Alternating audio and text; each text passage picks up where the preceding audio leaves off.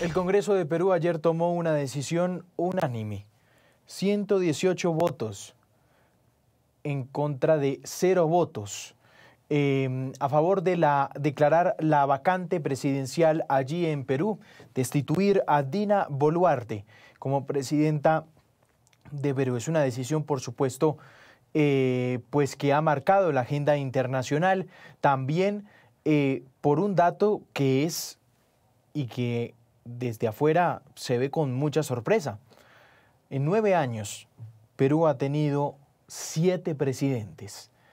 Voy a saludar a Guillermo Bermejo, es congresista de la bancada Juntos por el Perú, Voces del Pueblo. El señor Bermejo fue uno de los mayores promotores también de esta iniciativa de la vacante presidencial. Señor Bermejo, gracias por estar con nosotros a esta hora de la mañana en Noticias Caracol para Colombia. Gracias a ustedes, más bien a mis hermanos colombianos y a todos un fuerte saludo a través de Noticias Caracol.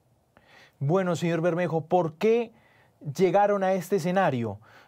¿Por qué toma esta decisión el Congreso? ¿Basado en qué argumentos? Bueno, la constante incapacidad moral de la señora Boluarte, ¿no? Los casos de corrupción bastante conocidos, acerca de regalos a cambio de prebendas en el presupuesto público, el asesinato de 70 peruanos en la época de las protestas, ha sido suficiente motivo para que esto estalle, con algunas coyunturas muy particulares, el desborde de la violencia delincuencial en Perú, donde todos los días los extorsionadores hacen gala de un poderío inusitado, pero además de componendas con estamentos de la Policía Nacional e incluso de algún ministro que su fe de abogados asesoraba y cuidaba los intereses de sectores de la policía asociados a la delincuencia común. Pero además la sordidez de la señora Boluarte, ¿no?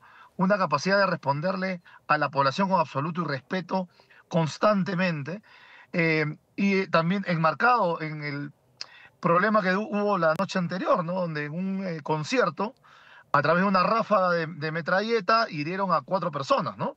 Así que al día siguiente, la bancada fujimorista que estaba en ese momento controlando la mesa directiva, esa mañana se puso en una actitud irracional, ¿no? No queriendo dar la palabra a los congresistas para que manifestaran su desacuerdo con las cosas que estaban sucediendo, y una cosa fue desencadenando la otra, ¿no? Así que aprovechamos, creo que un muy buen momento para generar consensos y avanzar hacia a la vacancia presidencial de la señora Dina Boluarte. Sí. Yo quiero entender el mapa político de Perú, congresista. Es decir, ¿su partido ha sido tradicionalmente de oposición a este gobierno? Claro, nosotros los que venimos de la izquierda y los que nos mantenemos en la izquierda, hemos sido desde el 7 de diciembre que cayó Castillo oposición al gobierno de Dina Boluarte.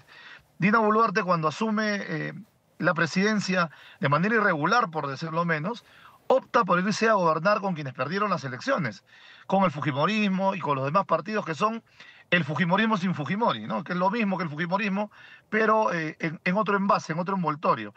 Así que las decisiones que toma la señora Boluarte a partir de ese día incluyen pues el genocidio que sufre el pueblo peruano en las marchas del 2022 y 2023.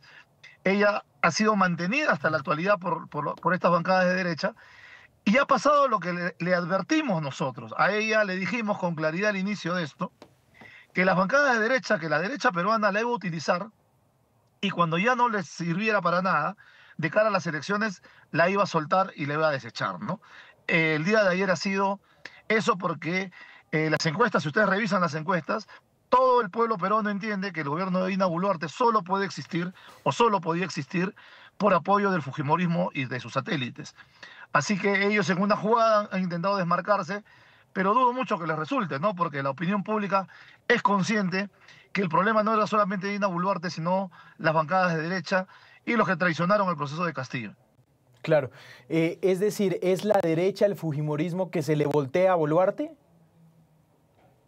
Claro, finalmente se ven arrinconados porque algunos de los voceros del fujimorismo y de sus aliados meten el tema de la vacancia presidencial como provocando al Congreso a ver si se atrevía o no se atrevía. Así que fuimos muy rápidos a la hora de contestar y las mociones de vacancia ya estaban corriendo. Así que ingresaron las mociones de vacancia y como yo planteé en una entrevista muchas horas antes del debate final de la vacancia, había que ver quiénes definitivamente iban a votar por la vacancia y quiénes utilizaban la vacancia para negociar con Boluarte, que eso es lo que vinieron haciendo con las censuras a sus ministros y otros momentos de crisis, donde amenazaban con censuras, pero luego quitaban las firmas, o a la hora de la votación desaparecían o pedían licencia. El día de ayer creo que la coyuntura obligó a arrinconar estos sectores que tuvieron que verse obligados a votar por la vacancia de Boluarte. ¿En qué momento en el Congreso, señor Bermejo, usted ve que se están volteando de la bancada del fujimorismo, que van a votar sí a esto, que van a apoyar la destitución de la presidenta que apoyaron en un momento? Cuando entre muchos otros congresistas salimos a decir que lo demostraran con votos, ¿no? Que avanzáramos, que se dejaran de darle largas, porque recordarán, no sé si pudieron seguir el hemiciclo el día de ayer, esto comenzó en horas de la mañana y la votación final se da casi medianoche, ¿no? Entonces parecía que le estaban dando tiempo a la señora Boluarte para que pudiera o renunciar o negociar. Hubieron intentos durante el transcurso del debate donde ellos intentan cambiar los votos para no llegar a 104. ¿Por qué te digo 104? Porque las normas del Congreso indican que con 104 votos la vacancia puede darse en votación el mismo día. Entonces, era muy importante asegurar los 104 votos, ¿no? Ayer se le vacó con 123 votos. Fíjense cómo fue la presión de todos los sectores de la sociedad. Ahí sí, al margen de partidos y posturas, que la gente coincidía en la urgencia de la vacancia de Dina Boluarte. ¿Qué opina usted de este trino del presidente Petro? Señor Bermejo, dice, la traición se la pagaron con traición. Queda un presidente elegido popularmente preso y sin ser condenado. Es la ruptura de la Convención Americana de Derechos Humanos que se debe discutir de nuevo en todas las Américas. La traición se la pagaron con traición, dice el presidente Petro. Creo que el presidente Petro me ha copiado el trino, porque yo fue lo primero que triné, ¿no? Lo primero que puse en Twitter fue eso, ¿no? Que la traidora terminó siendo finalmente traicionada, ¿no? Era la crónica de una muerte anunciada, lo que le iba a pasar a Boluarte. Evidentemente, nadie quería cargar con el bulto de ella de cara a las elecciones 2026. La han soltado en el momento donde ya no han tenido posibilidad de defenderla, aunque lo intentaron hacer hasta el final.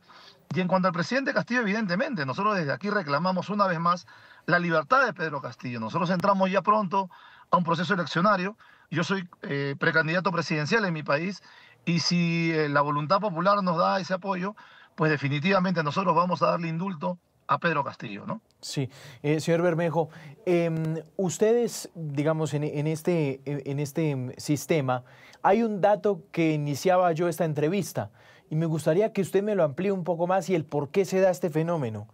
7 presidentes en 9 años. ¿Por qué Perú ha tenido 7 presidentes en 9 años? ¿Por qué es tan difícil que un presidente termine su periodo? Porque es una crisis sistémica, es una crisis institucional además, ¿no? El Perú viene siendo gobernado por una constitución ejercida en dictadura, aprobada en un fraude electoral y que evidentemente año tras año viene pasando que no conecta con la sociedad. El peruano está absolutamente abandonado en materia de salud, de educación, de vivienda. Han convertido un negocio hasta lo más noble del país y eso generó una espiral de corrupción que es como una avalancha, ¿no? Que se va llevando todo en su camino y evidentemente la inestabilidad política del país tiene picos como los de ayer y tiene picos como los que hemos visto en los últimos años. Entonces el tema aquí en el caso peruano no se trata de personas ni de partidos, se trata de hacer lo que nosotros venimos planteando hace más de 15 años y que intentamos hacerlo con el presidente Castillo, que es llamar a asamblea constituyente para refundar el país, para que el peruano pueda recuperar los derechos que le fueron conculcados. El peruano está absolutamente abandonado en materia laboral. El 80% de los peruanos vive en la informalidad, que es una manera muy, muy sublime de llamarle a que la gente sobrevive el día a día. Hay 1,5 millones de niños que no van a la escuela. Hay 1,5 millones de jóvenes que no trabajan ni estudian. Importamos alimentos que tranquilamente podríamos producir en nuestra tierra. El Perú sigue siendo primario exportador en materia de minerales, cuando el Perú debería avanzar hacia la industrialización. Hemos privatizado cosas como la telefonía, que hoy nos juega todo en contra porque la Telefónica española le saca la vuelta a los impuestos, se declara en bancarrota y terceriza el servicio con una empresa fantasma. Bueno, si sigo, me quedo todo el programa narrándote las desgracias del pueblo en estos más de 30 años de neoliberalismo. Entonces, esto no va a tener cura hasta que se llame un referéndum para Asamblea Constituyente y se reforme y se cambie la Constitución por una que de verdad proteja al peruano en lo elemental, que es la salud, la educación, la vivienda, el trabajo digno y la jubilación. Sí. Señor Bermejo, ¿usted cómo uno puede entender que una presidenta se mantenga en el poder con 3% de aprobación? Creo que era la más impopular Claro. de Latinoamérica. Y yo creo que del mundo, ¿no? Se mantuvo con 2. Incluso las propias encuestas de la derecha, que la han mantenido hasta el final, le daban 2%, pero había estado en el poder por la fuerza. Recuerda que las movilizaciones peruanas fueron heroicas. Los pueblos de todo el Perú marcharon y la respuesta del gobierno de Boluarte fue propia de las dictaduras. Mira, yo te lo digo en primera persona, a mí me pusieron seguimiento policial desde el primer día siendo congresista de la República. Allanaron locales sindicales a los que les dejaron puesto ahí como falso positivo machetes y explosivos, pero además masacraron a 70 peruanos e hirieron de bala a más de 1000. Obviamente que el poblador peruano ya tenía miedo de salir a marchar. Y las movilizaciones de las últimas semanas han tenido también esto que aquí en el Perú le llamamos terruqueo. Terruqueo le llamamos a que a todo aquel que marcha, a todo aquel que protesta, a todo aquel que es de izquierda, le dan el mote de terrorista y con eso quieren justificar cualquier tipo de agresión física, verbal o legal. Entonces aquí tenemos una situación de que el gobierno de Boluarte se mantuvo por la fuerza, por el apoyo de las Fuerzas Armadas, de la Policía Nacional, del empresariado y de la clase política de la derecha que gobernaba mayoritariamente el Congreso de la República, pero además de sectores nauseabundos de la Fiscalía de la Nación y del Poder Judicial. ¿Cuáles son los procesos y qué esperan entonces, qué le espera a Dina Boluarte con todas las investigaciones que tiene, señor Bermejo? Bueno, nosotros el día de ayer ya pusimos un pedido de impedimento de salida del país. Entendemos que el Ministerio Público hoy día rápidamente va a actuar para pedir eso. Los casos de corrupción, que son muchísimos, ¿no? Muchísimos, pero creo que lo que el pueblo peruano sobre todo exige es que se le sentencie y se le sancione por el tema de la violación a los derechos humanos, ¿no? Las 70 víctimas no pueden esperar. Es increíble el contubernio que ha habido porque en 3 años no existe ni un detenido, ni un solo detenido que causaron la muerte de las 70 víctimas hasta el día de hoy. El temor era ayer y hoy la señora Boluarte hasta esta hora está con paradero desconocido, es que estaba buscando asilo en algún país, ¿no? Y todo indicaba a que iba a intentar asilarse en el Ecuador. No es confirmado eso, pero es la versión que está sonando muy fuerte, ¿no? Sí, pero ¿ustedes conocen de alguna petición? No, tenemos entendido que, bueno, en la Cancillería trabaja su hijo, y imagínate los niveles de nepotismo en los que hemos vivido, ¿no? Y esto se estaba manejando de manera informal, eran los datos que nos llegaban del entorno de ella, que estaba pidiendo en Suiza, decían algunos, decían otros que lo había pedido al gobierno de Milei y finalmente al gobierno de Noboa. Todo cuadraría que sería, si es que esto es cierto, lo más probable es que sea en Ecuador, ¿no? Todos conocemos que Suiza o Argentina, al margen de sus gobiernos, han tenido una diplomacia muy centrada en el tema de la defensa de los derechos humanos y justamente en el caso de Ecuador no es así, ¿no? Ahí han tenido la capacidad de invadir embajadas y secuestrar a un expresidente de manera grosera. Eh, pero claro, ¿no? También cabe pensar de que ¿quién quiere cargar con ese muerto, ¿no? Con una presidenta absolutamente impopular que va a ser sentenciada tarde o temprano. Claro. ¿Este es el primer paso para que Castillo quede libre? ¿Qué es lo que ustedes buscan? Es un poco difícil, ¿no? El Poder Judicial está muy politizado. Yo temo que lo van a sentenciar para poderlo inhabilitar políticamente de cara a las elecciones. Y en el Congreso de la República también corre una moción de inhabilitación, que es una inhabilitación más política que legal. Vamos a pelear, obviamente, vamos a pelear con todas las fuerzas.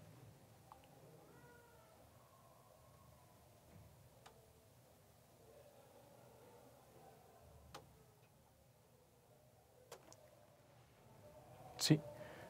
Vamos a 11:37 minutos de la mañana. Ahí estaba entonces la presidenta de Perú. Vamos a hacer conexión en segundos, por supuesto, a seguir hablando de la destitución de la presidenta. Vamos a hacer una pequeña pausa aquí en Noticias Caracol en vivo y en instantes ya regresamos con más información.